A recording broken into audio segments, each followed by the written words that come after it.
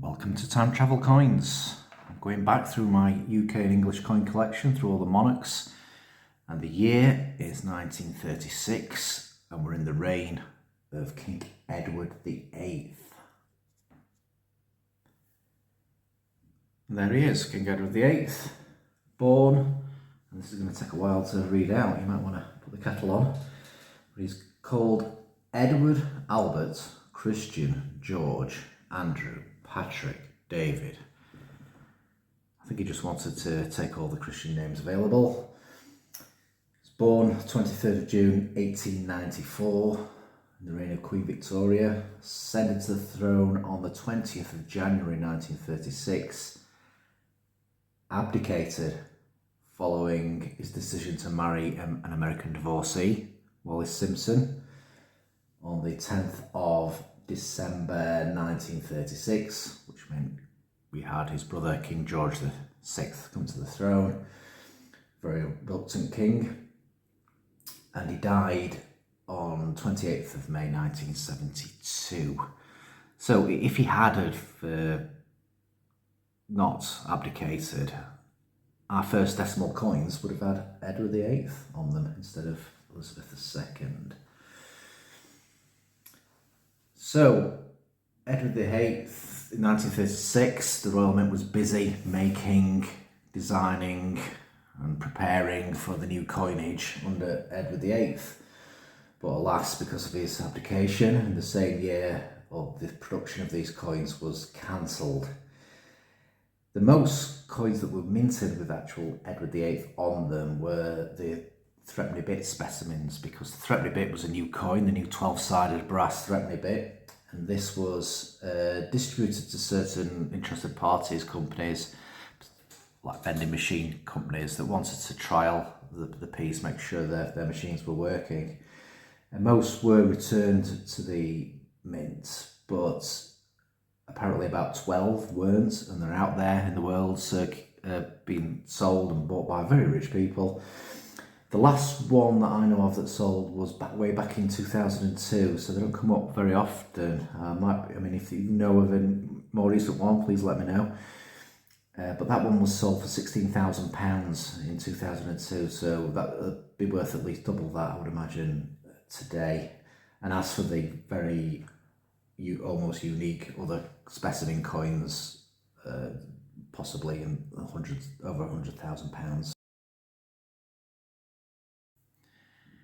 So in terms of the coins I'm going to show you, I don't have any of the Edward VIII coins, the genuine ones. I'm not that rich.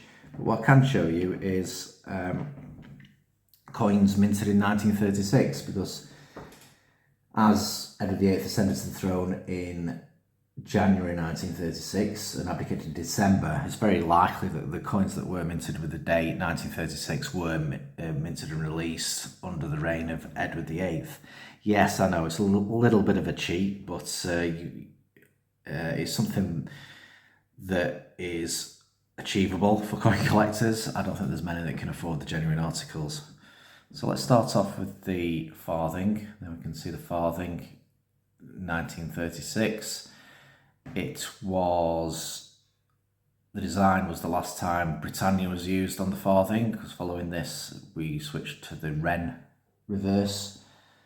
9.7 million of these minted. This one is in pretty good grade, almost round and circulated, but still very cheap. Just like a couple of pounds, £1 or £2 you can find these for. Great bargain.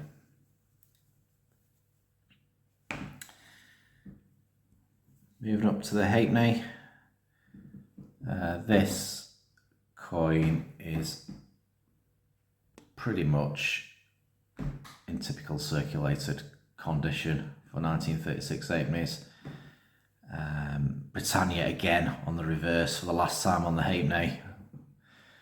Switched to the Golden Hind ship under George VI. And there's George V obverse. This coin has little value. Probably get them in bulk for about 5p each. And we move to the penny.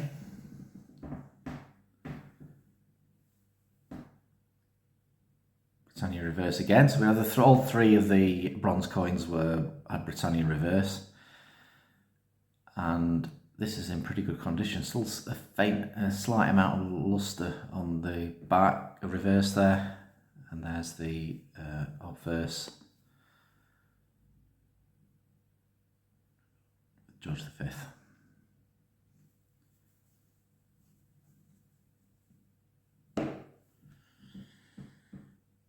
And then move up to the silver coins. So,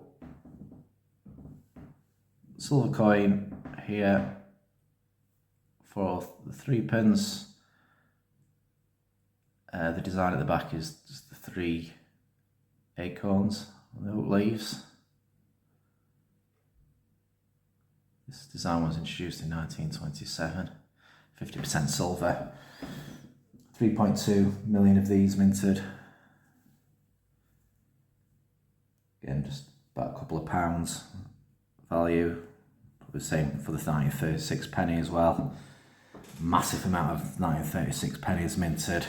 154,296,000.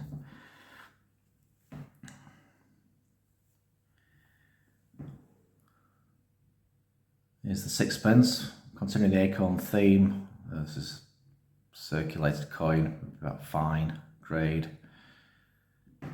50% silver. There's the obverse. Just worth a couple of pounds, that coin. Scrap value. And we can come to the shilling.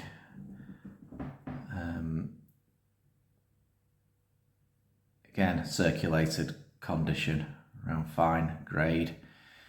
We don't have the English and Scottish varieties anymore, just the single design for the reverse. The lion. It doesn't look that much like a lion, does it? It's a lion on the crown there.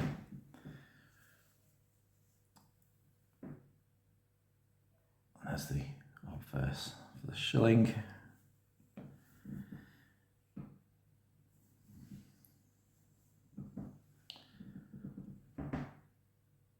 The florin, quite like this design, the scepters and between the shields.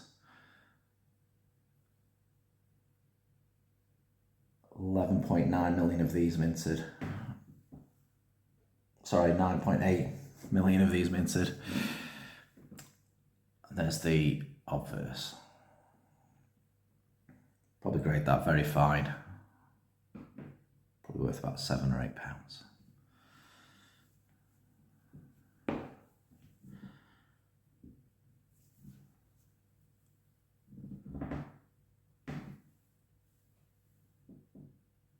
Half crown, shield reverse, 7 million of these minted.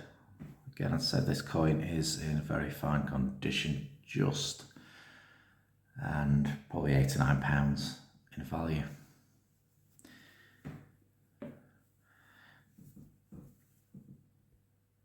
Now there's no crown there. There was a crown minted in 1936. Not really intended for general circulation, the wreath crown. I'm excluding it here. I do have one to show you in a bit, but I'm excluding it here because I believe the wreath crowns were issued around Christmas time for Christmas presents, so maybe it would have fallen into the reign of George VI. So I'm trying to stick to the Edward VIII coins in this part of the video.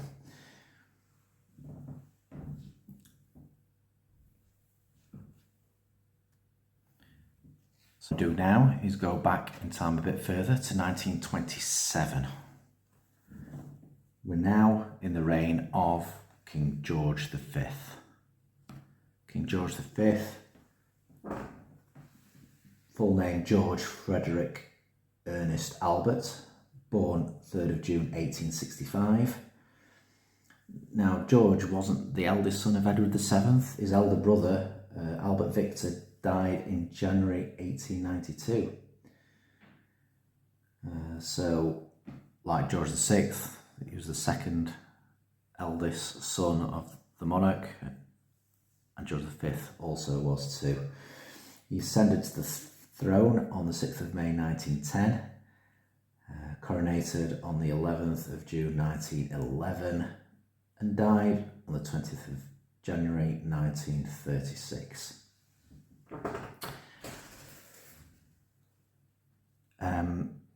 Reason why I've come back to 1927 is I'd like to show you the better grade coins, really, of the ones I showed in 1936, of the silver variety in any case.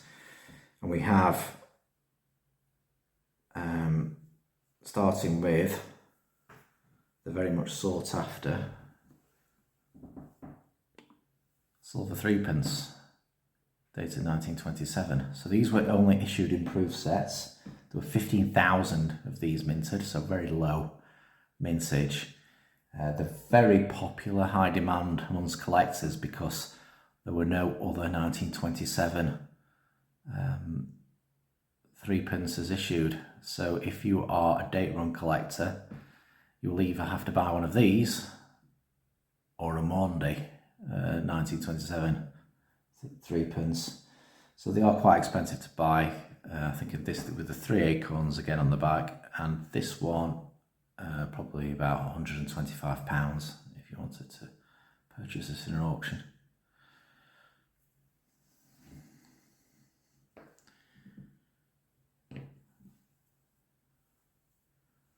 Then we have the 6p, the 6 acorns. Now, if you're a date run collector, there was other 1927 6p issued, but it would have been in the previous design, which was the line reverse. So the acorn reverse is only in 1927 is only available on the proof coins. There's the obverse.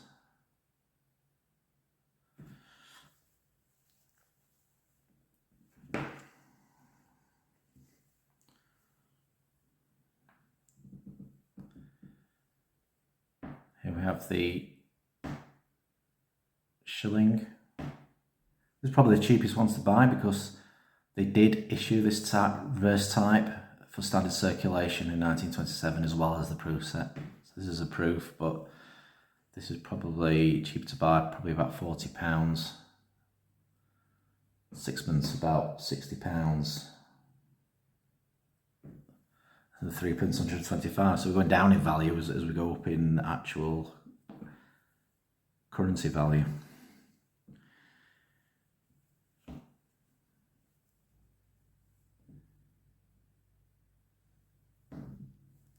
And then next we have the florin.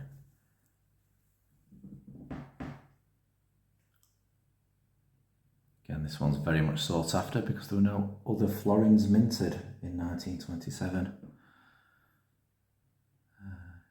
You can get Australian ones, but no British ones,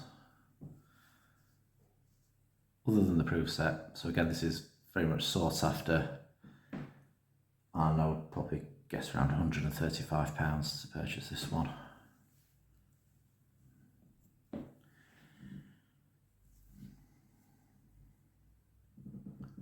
Half crown, and there were 1927 half crowns minted for standard circulation, but again in the older design, not this shield reverse. There's the obverse.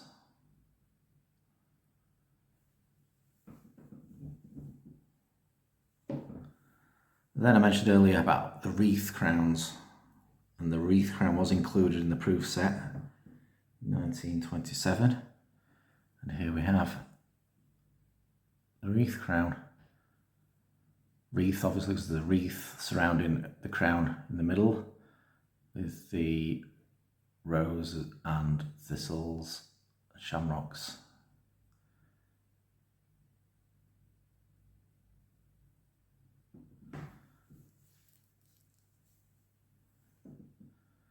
Now, a few wreath crowns did make it into circulation. You can find the odd one or two in low worn circulated grades, but not many at all.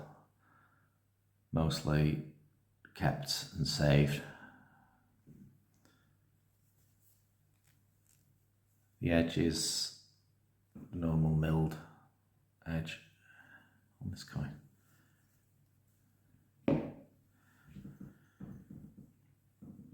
And I'm going to zoom forward in time again now, just to show you the other type of crown that more people have commonly. And this is called either the Jubilee crown, because it was issued for the Silver Jubilee of King George V, 25 years of his reign, but also often referred to as the Rocking Horse crown, because the odd riding style and horse in the reverse of this coin. It was rumoured that King George V didn't like this reverse very much and referred to King St George at the back as a damn bad rider. Odd dragging as well on the back there. Suppose it's a Art Deco in style of its time, the 1930s. And there we have the obverse. Nice toning on this coin, I think. It's got edge lettering on there as well. Inverted edge lettering with the Anno Reg Ni XXV, so it means the regnal year 25 for the Silver Jubilee.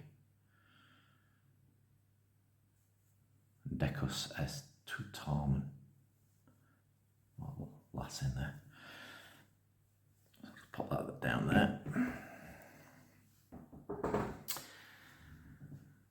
So these were all 50% silver coins, but in King George V's reign, we did have the last ever sterling silver coins issued for general circulation.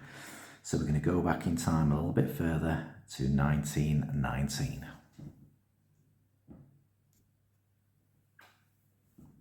Start with the farthing, same design.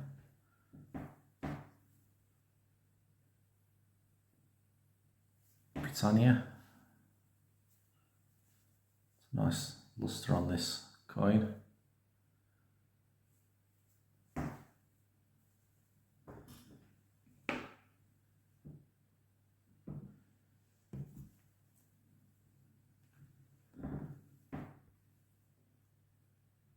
Halfpenny. I do need to find myself a better halfpenny for this day range. It's a bit patchy toning on the reverse there. Britannia. There's the obverse.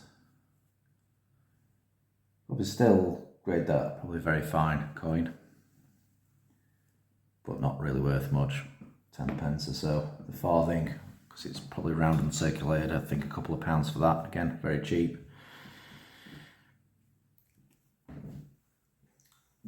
Penny, 1917. Britannia reverse. If you look carefully on that, you can see the head shape from the obverse of King George V's head coming through on the other side. They had a problem with that for George V pennies. I think the term's called ghosting.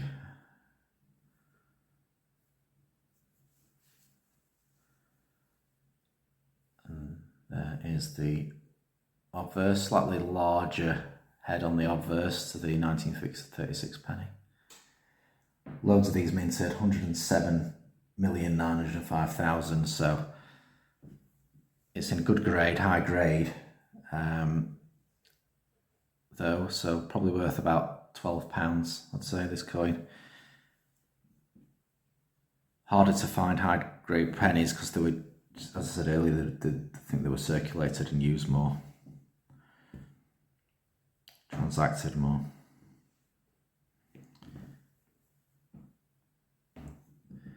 We have the threepence, changing design away from the acorns to the number 3, and this is exactly like Maundy money would look like, with the Maundy money is like a silver penny, 2 pence, 3 pence, 4 pence, with the 1, 2, 3, 4 on the reverse.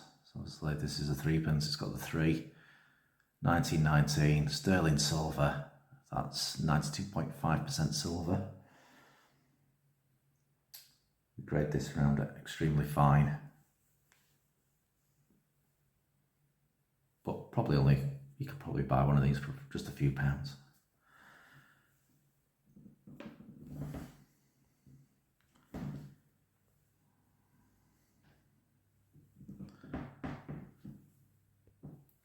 Sixpence, 1915.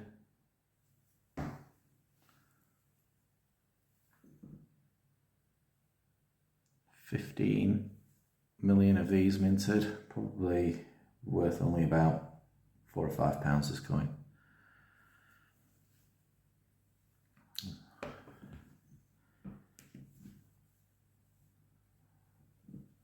I have the shilling. Now I prefer this lion. It looks more like a lion to me, this traditional lion on the crown. This is 1913, lovely condition. I'd say this is almost uncirculated coin. There's the obverse. Now the obverse on George V silver coins, or all George V silver coins really of this period, the hairlines often look worn even if the coin is almost uncirculated. I think it's just because they were weakly struck rather than having wear on the coins.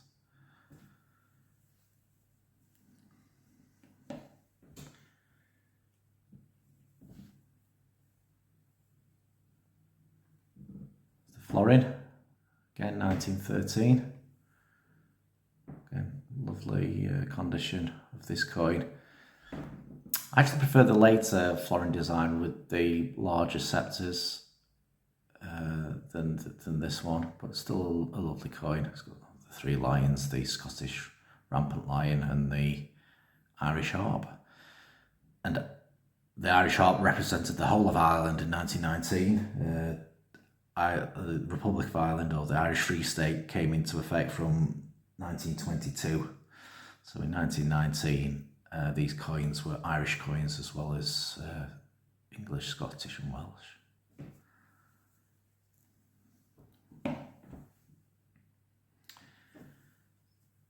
Then we have the half crown. So that florin is probably worth about £20. This half crown, 1913. It's one of the lower mintage ones of the series, of the sterling silver series. 4 million of these minted. It's got a slight weakness on the top left there, 3 lions. I think that's just weakly struck. I'm not sure if that is generally wear and tear. Because the first areas that generally wear away is where you see pence. It's the P and the Y, and on the other side where it says Oni Swat, forgive my pronunciation, Swat. The S and the I generally wears away first. So the fact that it's got a bit of wear there on the first lion suggests to me that it's weakly struck. Other than that, it's really high grade coin, at least extremely fine, I would think. And here's the obverse.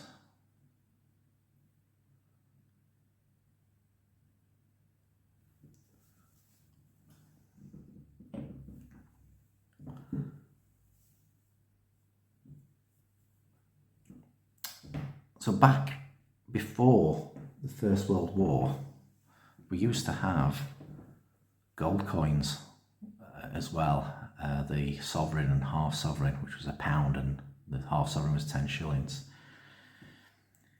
Here is half sovereign from 1912. So back then you could exchange paper money for gold. So when you see the writing on your notes that says, I promise to pay the bearer on demand the sum of £10, for example, that £10 back in 1912, you could have got 10 gold sovereigns with that. Quite amazing to think now. That went away during the First World War. Obviously with the war effort, they withdrew that ability, and eventually the gold standard of the currency was removed. It was brought back in 1925, but you couldn't exchange your notes for gold then. It was only for, it was still a gold-backed currency for a short time until 1929. Following the Wall Street crash and the Great Depression, it was removed permanently and went to a pure fiat currency. Fiat currency basically means that the value of the notes is just based on how much you trust the government to run the economy. I'm just speaking just after the budget, so that's very much in doubt. So here is a full sovereign, George V. So this one's later. I've gone forward in time here. I don't have one of from pre-First World War. This is 1931. So this is purely a bullion coin. I'm just including it here, just so we've got the full set to see. Gold, incredibly expensive. The value has gone very much up recently. The half sovereign, I would say, value-wise, is probably £380 at the time of making this video, and this sovereign, because it's in such a high grade as well, probably about £800. So really expensive. I don't have many gold coins, obviously, because they're just so expensive, but I do have these examples from George V. Now, £1 back in 1912 would only be worth about £145 now. So the fact that that's £800 shows you that the gold is, over a long period of time, has outpaced inflation. Other thing to comment on this is that the size of the half sovereign is very much similar to the farthing. If you look at those together, I wonder if anyone's been caught out or got a cheeky half sovereign in their change instead of a farthing. By that, not a huge amount of difference, is there?